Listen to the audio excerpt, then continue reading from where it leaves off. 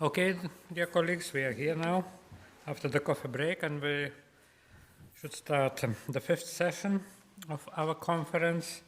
And now let me present Ruth Leiserowitz from German Institute in Warsaw.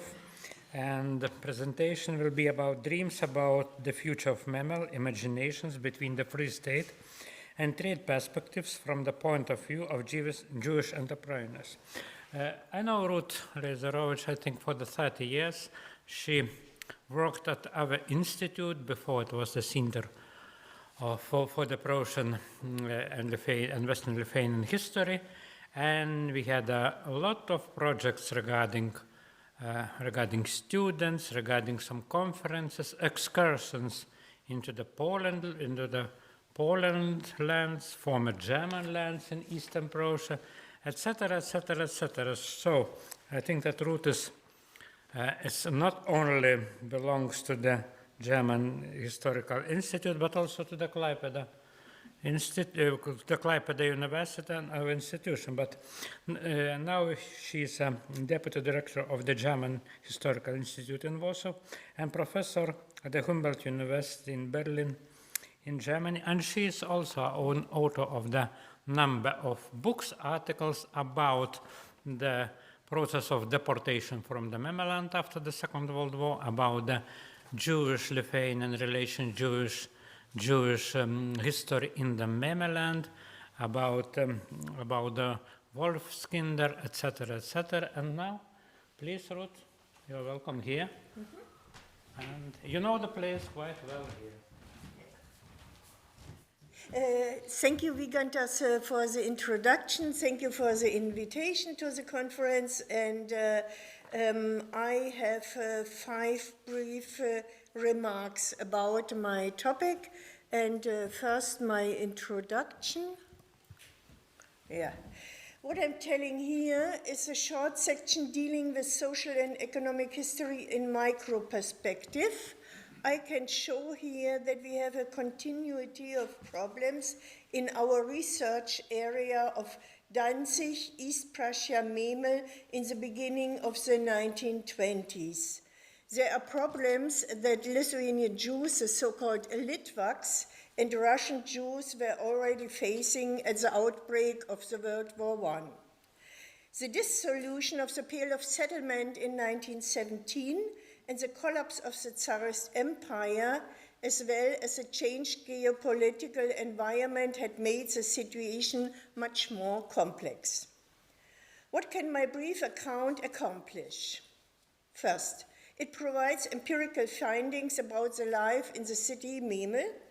Second, it can support many of the statements presented on Thursday from my colleagues about the disparity between this region and Lithuania. Third, it turns to the actors and their motives. Fourth, I believe that I can show that the often described cultural difference between Memel and Lithuania could be made very productive for this interwar period. Point 2. In general, the proportion of the Jewish population in East Prussia was not very high. A special group was made up by Litvaks and Russian Jews who were active in cross-border trade and who, as a rule, did not have a German citizenship. At the beginning of the World War in 1914, these, of whom there were quite a large number in Memel and Königsberg in particular, came under special scrutiny. Stateless Jews from Königsberg were forced to move to Berlin during the first year of the war. In other East Prussian places, stateless Jewish men were placed under guard. Plans had also been made for the Memel Jews to be interned, but this was averted. After the end of the war, when it became clear that East Prussia would be a geopolitical island and that foreign trade relation could not be continued under pre-war conditions, stateless Jewish merchants who had previously resided in Königsberg went mainly to Danzig. The merchants in Memel still hesitated and waited for the development. And to complete this picture of the decision of Jewish merchants, for this period, it should be mentioned that in 1920 a certain number of Jewish families from the Danzig corridor, from areas that Germany had lost, came to the East Prussian cities and created new livelihoods for themselves. My point 3. Even before the stationing of the French occupation contingent, the merchants of the city had a precaution, founded their own Chamber of Commerce in late autumn 1919.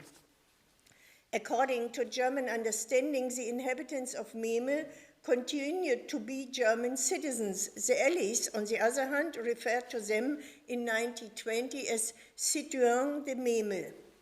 During this period, the area formed an independent custom district but retained the Reichsmark as its currency. The economy flourished, partly for the reason that the Weimar Republic granted the region extremely favorable trade advantages from 1920 onward. Its aim was not only to support the German population in the region, but above all, to the former imperial territory as firmly as possible to itself economical. This also led to an economic upswing, a short one. In this respect, the completed separation did not feel particularly painful and was easy to bear, especially in view of the news of economic difficulties in Germany. And here we see the chocolate factory owner Meidenbaum from Tilge Street in Memel. After the initial horror was over, the people of Memel found the French occupation quite attractive because, for example, the area was excluded from war reparations. Gabi Koppelmann, the granddaughter of the wood merchants Jafschitz, described the mood of that time in the city, and I quote, "In 1920, General Autry, the newly appointed French governor of Memel, had arrived in port with a battalion of chasseurs alpines. What these hapless mountaineers, outfitted with cleated boots and pickaxes, thought of their assignment to this flat and marshy territory goes unrecorded. However, their presence electrified Memel's female population. They were so trim, so handsome in their uniforms, and they all spoke French and kissed hands. The next few years were a time of secret romances. In Savasandir, a wave of Francophilia swept through the town. The small bakery near the port became known as Le Petit Café du Port, and for the rest of their lives, my mother and aunts said bleu for baby blue and pledged parole d'honneur when they laid their hands over their hearts and gave the word of honor," unquote. In 1921, regular air traffic began between Memel, Königsberg, and Danzig. Shortly thereafter, Memel became a fixed station on the Danzig, Königsberg, Memel, Riga, Tallinn line. It was a new, interesting situation. The citizens did not feel cut off. But what was to be the future of the region?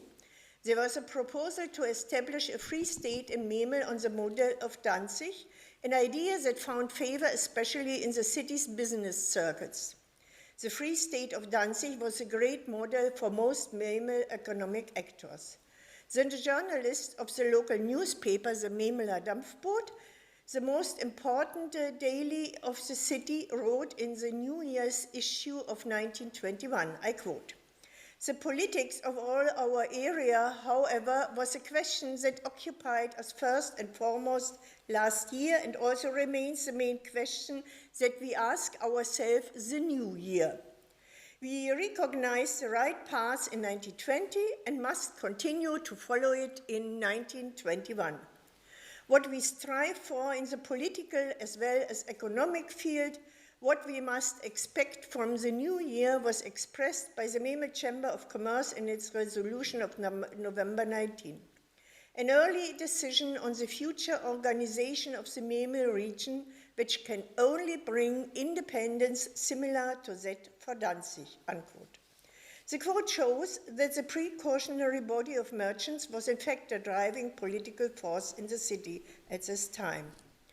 And in 1921, lawyers even drafted a constitution based on the model of Danzig, simply with Danzig in mind, which had 10 times more the population of Memel at that time. I will refrain from describing the subsequent events, as they have already been discussed by my colleagues, and came to my point for my case studies. What I demonstrate to you in the following are various individual cases of Jewish merchants and entrepreneurs who operated in Memel or came to Memel to do business. My focus is decidedly on the city of Memel. The economic development of the city and the countryside showed enormous differences. While there was reported also prosperity in the city, the economic crisis in the countryside was tremendous. In looking at each actor, I asked what motives led them to see their possibilities and opportunities in the city of Memel. And my material is based on interviews with the family, combined with all the families, and combined with archival documents.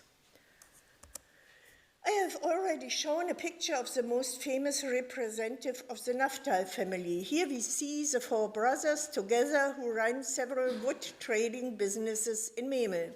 Their father had come to Memel from Tel Shay in the 1860s. The Naftals, with their Litvak background, felt themselves to be proud German Jews.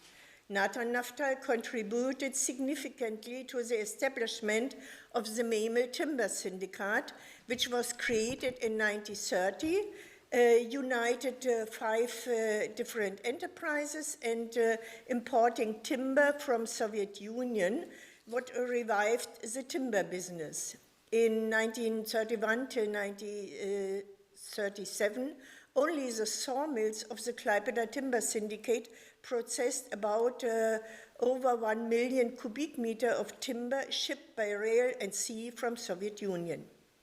Naftal's daughter Hilde told me in the interview how her father had gone to Moscow at the time to personally push the negotiations. This family stands as a prototype for Jewish established families who did not move away after the Versailles Treaty, but persevered and fought for a chance for their business. And now my next case. Next, we come to representatives of German Jews who came from East Prussia to the Memel region after 1923 and set up their business here. As an example, I will show you the textile wholesaler Arthur Sass from Osterode and the flax merchant Boris Segalowitz from Königsberg. They represent a group of Jewish merchants who considered their business opportunities in the Memel region much higher than in the neighboring East Prussia, which was rocked by crisis. My next case. Salomon Hillman and his family are representative of another group of Jewish immigrants. Hillman came from Krajaj in Žemaitija, and like many other Jews from the Kaunas governorate, had been forcibly evacuated to inner Russia in the spring of 1915. Their return after the end of the war proved difficult, and in Krajaj, the family could not establish a foothold. The Hillman family went to Memel in 1923, and the father opened a flourishing hemp export business there. The next.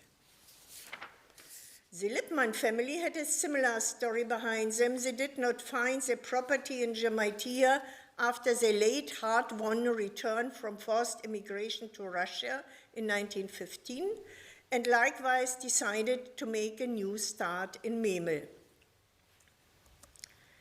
The extended Simon family moved here from nearby Kretinga in 1926. The father Chatzkel opened an artificial silk factory here. It was a small part of the development of the textile and clothing industry, which flourished in the area after 1923. However, the Simon family stands here above all as a paradigm from Jews from Western Lithuania who migrated to the city because new economic fields of activity and educational prospects were offered here. Here we see the merchant Salomon Israelite with his family. Israelite come from Shakhe. Shakhe is in the Suwałki district. Together with his brothers, he founded the textile company Israelite & Co. in Memel in the fall of 1921. In 1928, the Liverma company was founded from this business. The full name of the company is Lithuanian Yarn Manufactory Liverma, a cotton spinning and weaving mill, a yarn spinning mill, a dyeing and finishing plant. It produced plain, bleached and colored cotton and semi-linen fabrics and yarns. The annual production amounted to about 3.5 million meter of woven fabrics and 200 tons of yarn. At the beginning of 1938, the company employed 600 workers. In the mid-20s, the brothers Samuel and Salomon Israelite lived in Memel. In 1928, with the establishment of Liverma, the configuration changed. Samuel went to Kaunas to organize the distribution of goods for the Lithuanian market, and Tobias Israelite came to Memel to manage the factory.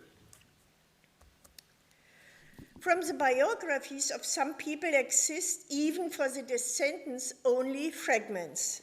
In the biographies of the brothers Israelite, both of whom were expropriated by the Soviets in Lithuania in 1940 and exiled to Siberia in 1941, there are some gaps between their birth in Shakhe, Lithuania, and their engagement in Memel.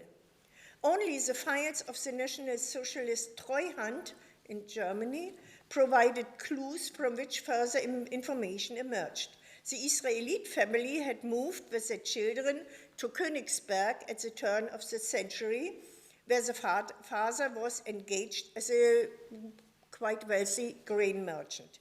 In Königsberg, father and sons owned houses. And here you see on the slide one of the houses they earned in Königsberg and where the family as well lived. However, the sons did not have German citizenship. From the Königsberg point of view, they saw in Memel the great opportunity for economic development, which they also actively realized.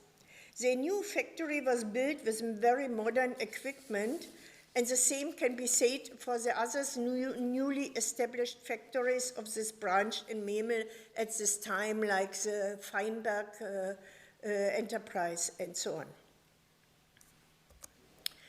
President Smetona honored the commitment of Jewish entrepreneurs in 1938 with a medal award. And my point 5, conclusion. Donatas Kupčiūnas started on Thursday that, I quote, Memel was in the shadow of Königsberg, unquote. I would argue that from the Jewish perspective, the situation changed somewhat in the interwar period. The Jewish community outnumbered the Königsberg community, and the same can be said of the influence of Jewish economic power. This was based, on the one hand, on the entrepreneurial spirit of the actors, but on the other hand, also on the support opportunities offered by the Lithuanian state. The influence of Jewish merchant and industrialists on the city's economy became clear in 1938 when they began to relocate their businesses to Lithuania or abroad. At the beginning of 1939, more than half of the Jews from Memel left the city and moved mainly to cities in western Lithuania. They brought with them from Memel assets worth an estimated 100 million liters. That means in my, I counted more than $16 million at this time. In 1939, Memel's Jewish residents still operated 330 factories and businesses, grain and wood mills, textile, soup, cigarette and chocolate factories, breweries, amber processing plants, and more, and employed 70% of Memel's labor force.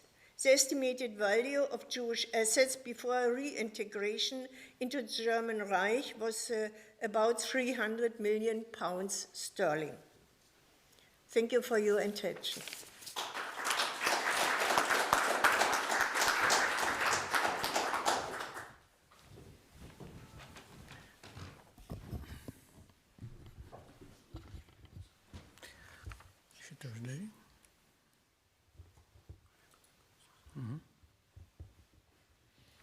Thank you very much, Ruth. Yeah, your presentation has shown to us that Memel wasn't a province, and so it also from these times in the 1920s, 24, 25, we have flight connections between Tallinn, Riga, Memel, and Königsberg, and then for Königsberg directly to Berlin. It just took approximately 6 hours, right? Yeah. That was Europe. Okay, and now let me present Jim Bjork from King's College of London.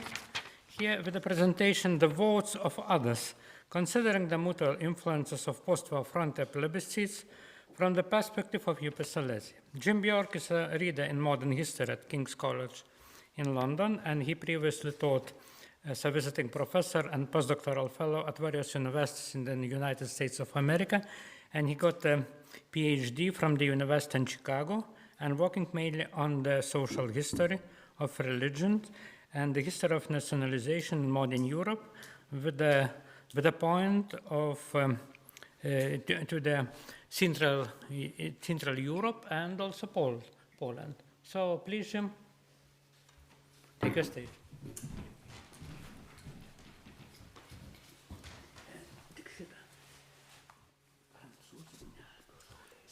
Thank you for that introduction, and let me start by thanking the organizers for all of their hard work in putting this wonderful conference together. It's been a real pleasure to listen to and to speak with so many colleagues with expertise across a variety of regions. My own expertise, as has been mentioned, is in Upper Silesia, a region that was the subject of my first monograph and subsequent volume that I co-edited. And Upper Silesia has also loomed very large, even in other publications that ostensibly had different or wider remits. Since I'm the only presenter who's going to be focusing primarily on Upper Silesia, I do want to offer a bit of introductory local context. But my primary aim here is not to dig too far into the local particularities of the region. Instead, building on some modest additional research that I conducted in advance of this conference, I will discuss how contemporary commentators in Upper Silesia looked outward at other borderland struggles and frontier referendums that were being held along the post-war frontiers of Germany and Austria. It might reflect my own prejudice as a specialist in Upper Silesia, but I think is still nonetheless reasonable to describe the Upper Silesian plebiscite as the climactic frontier referendum of the immediate post-war era. The region was a major economic prize. The largest industrial center in Europe between the Ruhr and the Donbass, it was famously described by John Maynard Keynes as a key to the economic consequences of the Paris peace settlement. It was widely anticipated that the frontier referendum here would be very close and unpredictable. So just to review at the outset some of the most fundamental background information. A majority of the population of this plebiscite region, so just under 60%, had declared Polish or both Polish and German as mother tongues in the last census before the First World War. German was more prevalent in the north and west, Polish to the south and east. But the industrial region had a very mixed pattern, with German more prevalent in major cities, Polish more prevalent in pit villages and working class suburbs. So the map here is actually the local level results of the plebiscite. And as will become clear again as my talk progresses, I don't want to suggest that this was an exact replication of linguistic data, but sort of the broad patterns of the prevalence of German and Polish linguistically and the broad patterns of national preferences were still broadly similar. And in particular, in the southeast, in the most heavily populated industrial district, you can see in particular that kind of patchwork quality in terms of German and Polish majorities. The overall population was more than 90% Roman Catholic. Protestant and Jewish minorities were overwhelmingly Germanophone, and even more so Germanophile, meaning that it was among the Catholic population that national loyalties were most closely divided. Support for national parties in 20th century elections in the region had been highly volatile, with the Polish National Party in particular experiencing both surges and collapses in support. And I'll be returning to that issue of volatility a little later in the talk. This most high stakes and most uncertain of plebiscites would also be among the last of the immediate post-war frontier referendums to be held. And just for reference, list the sequencing of some of the frontier referendums after the war. There is an important omission to note in this slide of the slightly later frontier referendum in the Borderland or Sopron on the Austrian-Hungarian border. It was actually at the end of 1921, so apologies for that omission.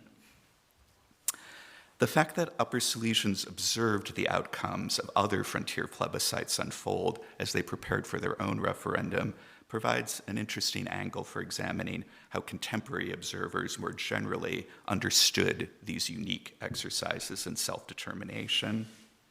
Were these referendums meant to be censuses, counts of pre-existing and stable national affiliations? And if so, were these national sentiments reflective of linguistic practice, the most common marker of ethnicity across the region, or instead of long-standing state affiliations? Alternately, were frontier plebiscites going to be exercises in persuasion, in which uncertain and fluctuating national sentiments of residents were shaped by short-term campaign appeals made by each side? My supplemental research for this presentation involved reviewing immediate reactions in Upper Silesia to other plebiscite results.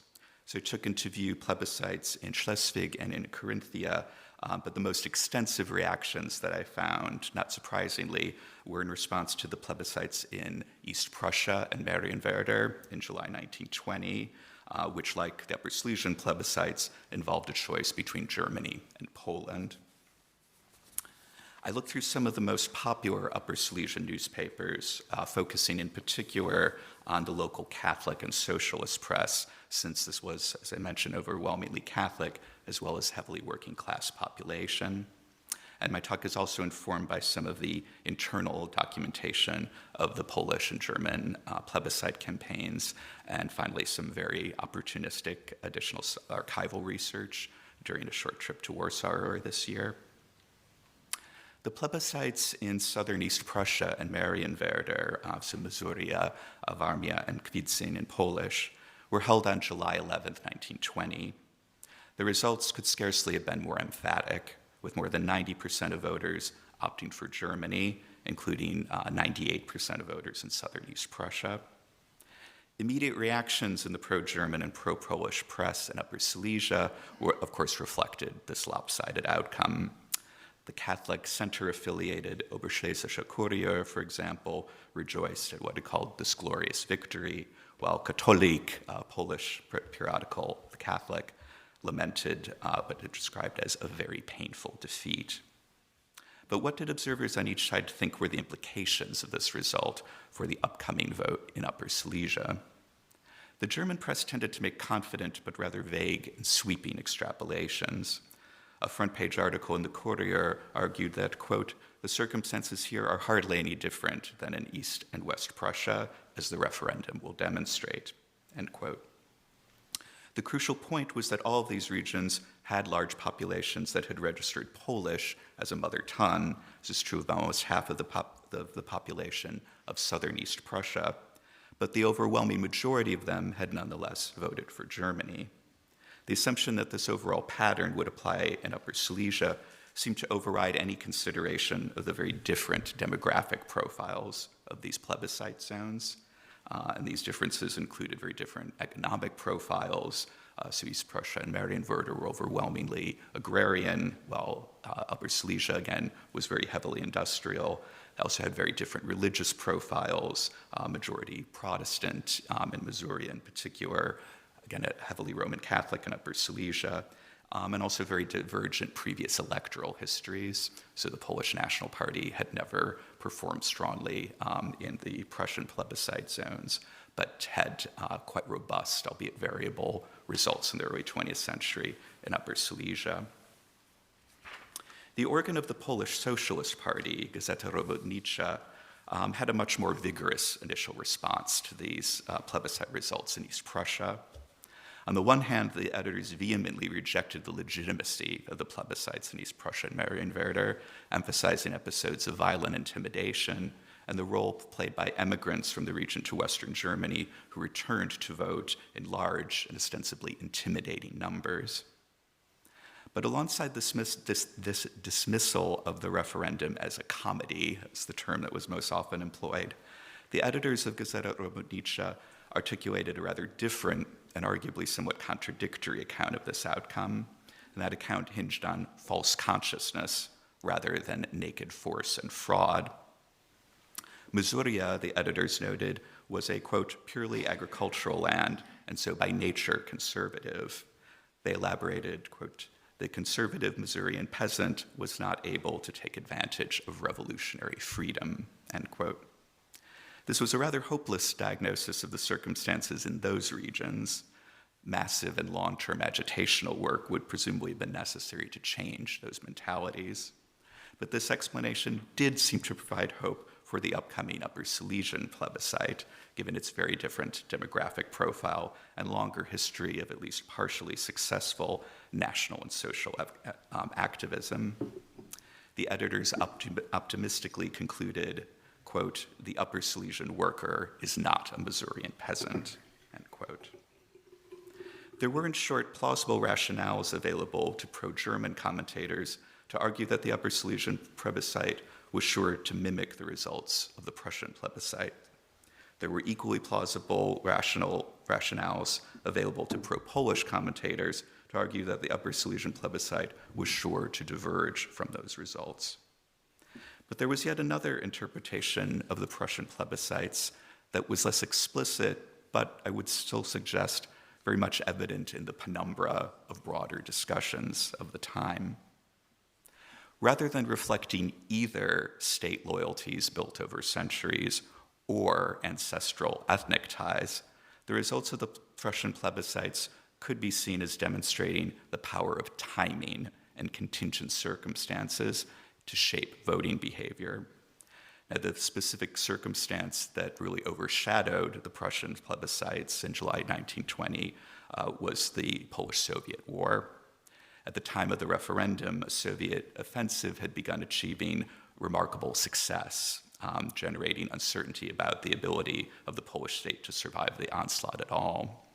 In addition to those existential questions raised about the possibility of a catastrophic Polish defeat, the war fed into general anxieties about conscription.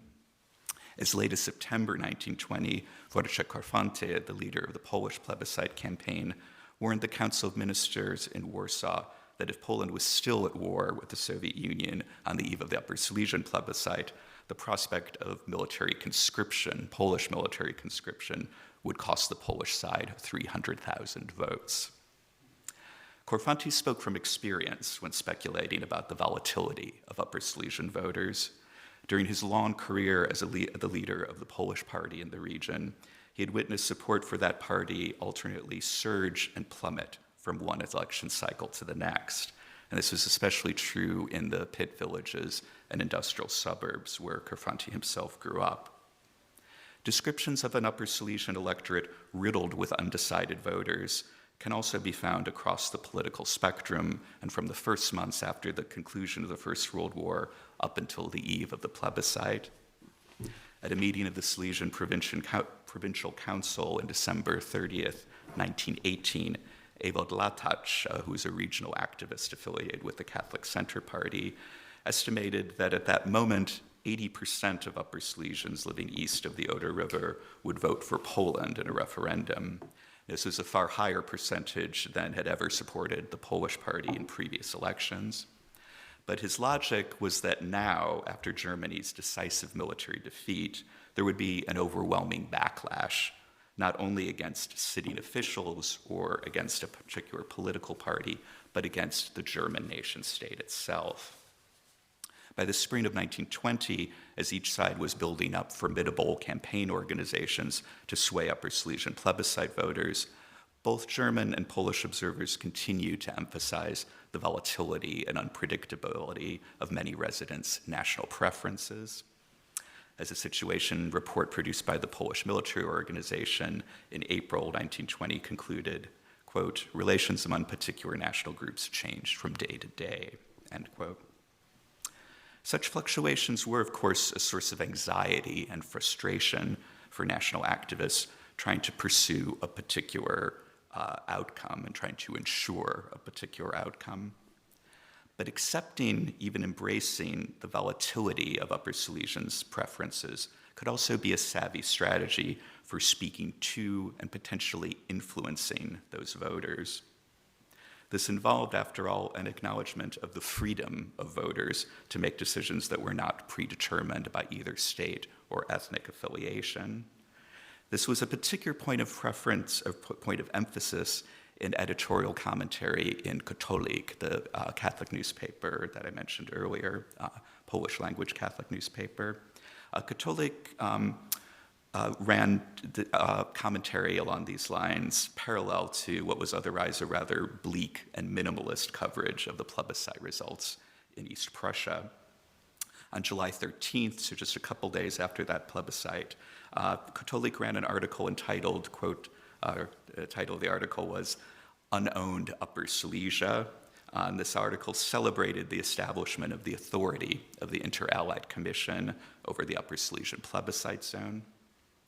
What was striking about the commentary in this article is that the plebiscite was not being lauded as a means to an end, so in the end, in this case, being Upper Silesia's eventual union or reunion with the Polish motherland. It was instead the plebiscite itself that constituted, quote, the greatest rupture in Upper Silesian history. The entirety of the region's previous history, including previous incorporation into medieval Polish kingdom a century earlier, this was all narrated as a period of servitude in which, quote, the people only worked while someone else ruled and determined their fate, end quote. The celebration of the emancipatory nature of the referendum process was strikingly similar to a message that Katolik had highlighted at the time when the plebiscite was first announced, almost a year previously. In an article written by Father Jan Kapica, who was a leading Polish activist, but also someone who had previously affiliated with the Center Party and had oscillated between the Polish and German Center Party. Kapica, in this article, assured readers that they were completely free to make up their own minds about union with either Germany or Poland and should not feel that they had any obligation at all to either side. My sense is that this recognition of the open-endedness of voters' choices, both a pragmatic recognition of the volatility of past national preferences, but also a normative recognition of voters' free will in the future, was an important factor that limited commentary on the Prussian plebiscite outcome among contemporary Upper Silesian observers. Current-day scholars might have expected or even hoped that these observers would have been filled with psephological curiosity, eager to dissect both the similarities and the differences between the East Prussian and Upper Silesian electorates, and eager to use this analysis for detailed predictions about the outcome of the Upper Silesian vote. But the apparent broad failure to do so, or absence of those kinds of detailed predictions, was not just a matter of either complacency among pro-German observers or fatalism among pro-Polish observers. It no doubt also reflected a sober understanding of how quickly people's views can change, including their preferences between nation states. Thank you.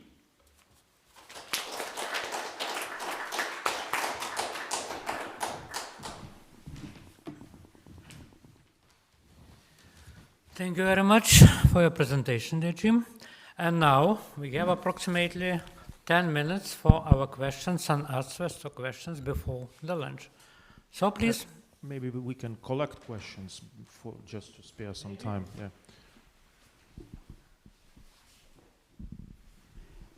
Thank you for the presentations. I have a comment question to Jim.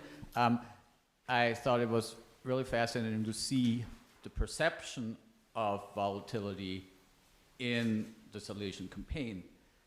I would not go along with seeing Missouri as an example of volatility itself, however, because overall and in the end, the most predictive indicator of plebiscite results still remain the election results. In Upper Silesia, because of the volatility of previous elections, it makes it a little more difficult, but if you take like a median approach, even there you can see aspects of it. But in Missouri, there's no question. I mean, the Polish parties had no standing whatsoever in Missouri, unlike in southern Warmia, where there was a small Polish movement. And in essence, the election results and the plebiscite results only confirmed this. But I agree with you that the perception of volatility and questions about the Polish-Soviet war and stuff could have been used in Upper Silesia as an element of this could have an impact on our plebiscite. This was a comment, I hope.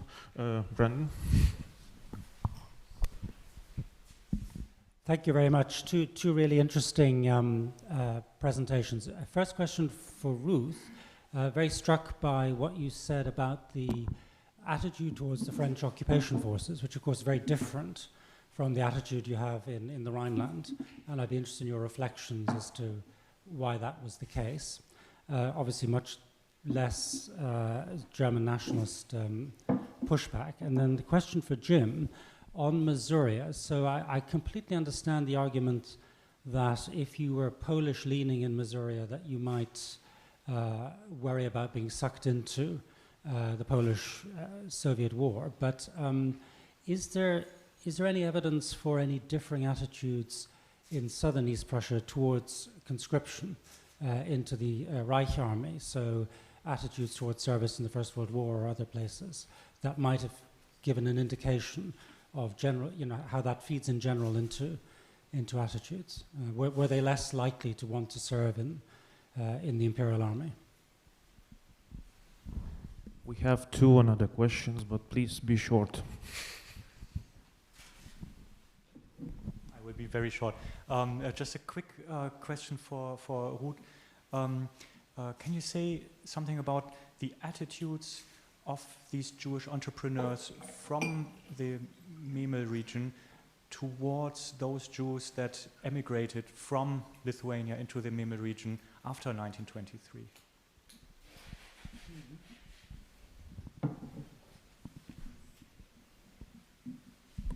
Thank you. I've got a question for Ruth. Do we know anything about the position of Memel Jews on the Vilnius question? Did they prefer Vilnius to be Polish, Lithuanian, or maybe Russian? What was better for business? Thank you. I think it depends who wins, but I have fifth question to Jim. Can you elaborate a little bit more about how this plebiscite in Upper Silesia was portrayed later, both by the Polish, who maybe won it, and by the Germans who had lost, Okay, thank you very much for comment and questions. And to starting, I rather understood you, Brandon, as a comment and not a question. Yeah, and thank you very much, Klaus. Yes, the Jews who came from Lithuania or from Russian evacuation to Klaipėda complained that they never got a foot in the congregation in the inner Jewish structure who were dominated by the German Jews. And for instance, the Israelite family, they had another tragedy. They founded or were co-founder of the Jewish sport club Bar Kochba. They made their own structures and they made it quite very strong. The question from Donatas, according Vilnius, I have no about this, and what I heard in my interviews that they were not interesting at all in Lithuanian policy.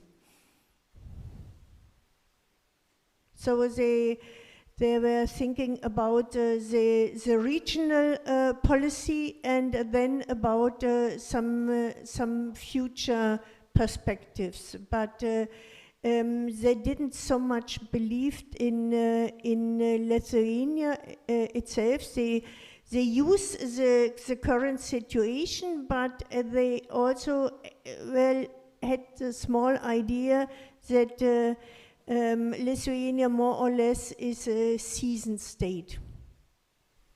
So I answered all, I think. Thank you. Thank you. Just briefly on Peter's comment, yeah, I would entirely agree. There are very different senses of continuity versus volatility in different plebiscite zones. I think in the Upper Silesian commentary on East Prussia, especially among pro-Polish commentators, it was an attempt to be hopeful about ways you could interpret it, and with an emphasis on the importance of context. And it was really quite striking. I was just looking at the exact chronology of what was happening with the Polish-Soviet offensive, and it really is just a matter of days before July the 11th that the tide is really starting to turn. So there was quite a lot of commentary about the impact of just that kind of dramatic short-term shift, and just speculation about how those kinds of shifts could potentially affect plebiscite results. In terms of attitudes toward conscription, I have to preface this by saying I really primarily know the views from Upper Silesia looking outwards, so less so of how this was commented on in southern East Prussia. Of course, in all these regions, the immediate previous experience would have been enlistment in the Imperial German Army and having just fought in the First World War.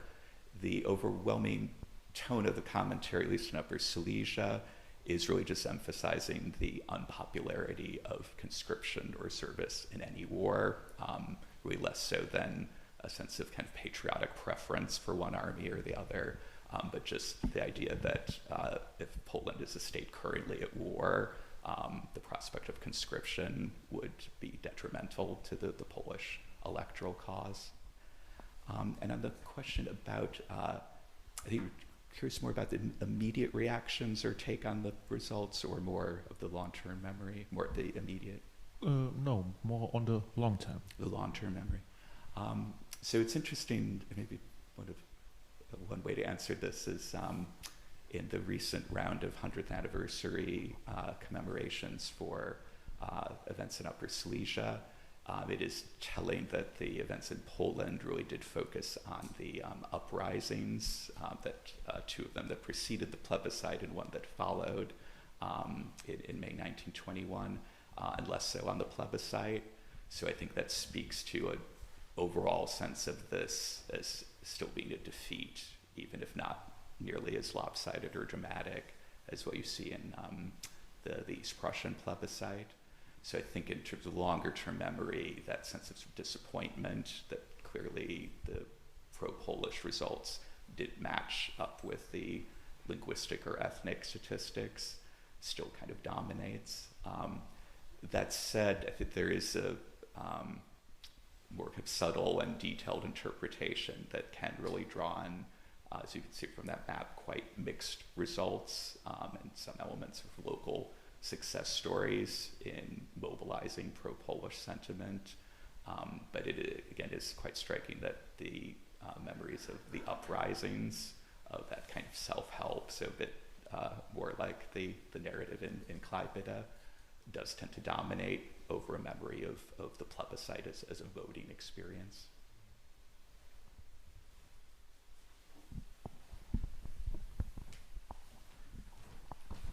So, I want to thank for all, especially for the presenters of the papers. And now we have a lunch break, the same venue where we have a coffee. And after approximately 30 minutes, we will start the last session. And some information will came from our chief, right? Vasilijus?